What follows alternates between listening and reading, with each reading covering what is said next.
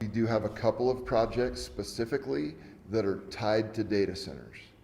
There's a couple of other projects that are tied mostly to power generation, but no.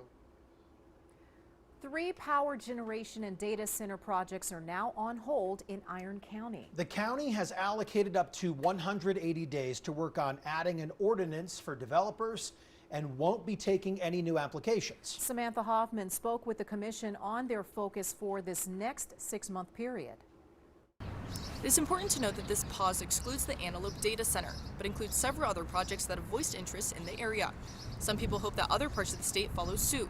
Others worry this merely delays construction until after the election. Mary Robbins feels statewide dissent with major projects like data centers largely comes from rushed timelines and little communication. It builds some resentment and distrust because people haven't felt they've had an opportunity to have their voices heard. She thinks the delay to adopt an ordinance allows people to learn and share their stance.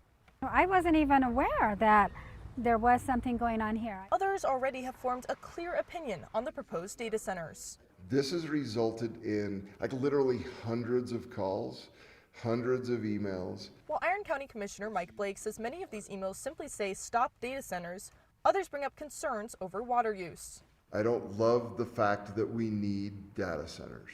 With that being said, we need data centers.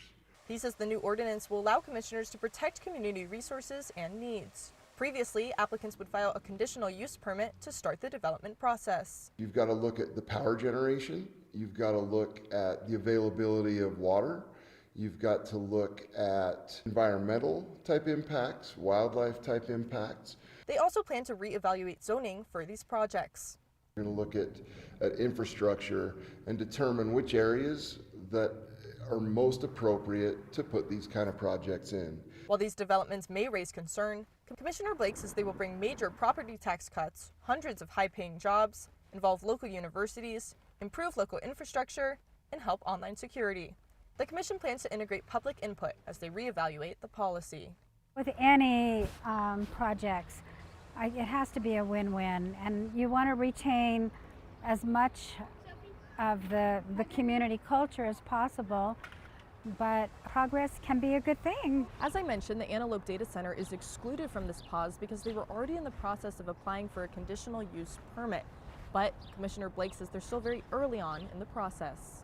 They're not going to break ground tomorrow. There's still probably years worth of work with the building department, with all sorts of regulatory agencies to conform to the law. The Planning Commission will consider their application at the June 4th meeting at 5:30 p.m. in Festival Hall.